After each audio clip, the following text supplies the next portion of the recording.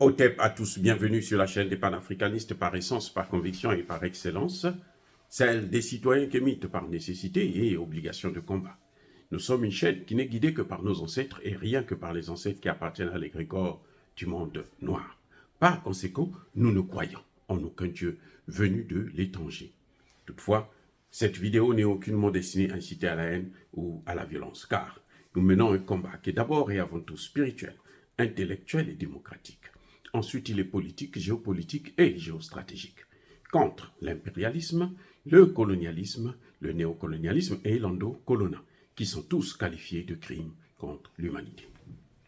Nous menons ce combat sur la base du principe fondamental que nous avons hérité de nos ancêtres kémites, qui est celui de la Mahat, c'est-à-dire solidarité, vérité et justice. Vous êtes donc en droit de connaître la vérité et nous avons l'obligation de vous dire la vérité, rien que la vérité, afin que justice soit rendue au continent africain. Et ça, c'est notre modeste contribution dans cette noble lutte en faveur de la souveraineté, la dignité, la solidarité et l'unité africaine. C'est exactement ça que nous appelons le panafricanisme. Bien-aimés frères et sœurs, ce que l'Afrique n'a jamais pu avoir avec la France et les États-Unis, ainsi que leurs alliés de l'OTAN, eh bien, le Burkina Faso est en train de l'obtenir avec la Russie en un an de coopération. Un an de coopération. Avec la France, 60 ans de coopération. Là, nous parlons de la période dite post-coloniale, parce que en fait, on n'est jamais arrivé à la décolonisation. Hein, elle n'a jamais eu lieu. Parce que quand on parle de décolonisation, on parle donc de la souveraineté des États. Or, les États africains ne sont pas souverains. Par conséquent, il n'y a pas eu de décolonisation pour nous. Bref, pendant 60 ans de ce semblant de décolonisation, on n'a pas pu avoir ce que l'on est en train d'obtenir en quelques mois, en quelques années, en un an. Je vous informe que le Burkina Faso est en train de construire maintenant une centrale nucléaire. Je n'ai pas parlé de l'arme nucléaire, je parle de centrale nucléaire pour le civil. Le Burkina Faso va l'obtenir maintenant. La compagnie en charge de cette construction, c'est Rosatom, une compagnie russe. C'est la coopération avec la Russie qui permet au Burkina Faso de résoudre désormais les problèmes énergétiques. Ce sera la même chose au Mali et au Niger. Vous voyez, au Mali, actuellement, il y a des hautes personnalités russes qui sont là, des grandes compagnies, des firmes, qui sont là, qui sont en train de faire la recherche dans le domaine de l'uranium pour justement régler les problèmes énergétiques. Au Niger, on l'a déjà. Et cette fois-ci, ce n'est pas que les Russes viennent, ils prennent nos matières premières, ils amènent chez eux, et puis ils créent des emplois chez eux et tout. Non. Parce que les Russes ont besoin, les Russes là, chez eux là, ils ont besoin des employés. Avec les sanctions qu'ils ont reçues là, ces 12 000 tonnes de sanctions, les Russes ont besoin des employés. Et oui, ils ont besoin de nous. Parce que les Russes, en ce moment, il y a l'emploi à gogo en Russie. Donc, eux, ils ne peuvent pas venir encore prendre pour nous pour amener là-bas. Ceux qui viennent prendre pour nous pour amener chez eux, là, ce sont les autres, les États-Unis, les Français, Allemands, Anglais et autres. Les Russes ne font pas ça, ils viennent chez vous. Ils exploitent, ils transforment. Même les Chinois, ça dépend du gouvernement. Si le gouvernement pose des conditions en faveur de la création d'emplois chez lui, non, les Chinois vont travailler avec vous dans ce domaine. Parce qu'ils vont se faire toujours de l'argent. Ils vont avoir le bénéfice. Mais si le gouvernement, ce qui compte pour lui, c'est qu'on lui donne l'argent de poche, eh ben, il empoche son argent et puis c'est tout. C'est pour ça que vous voyez dans certains pays, malgré la présence des Chinois, ben, il n'y a pas d'avancée significative.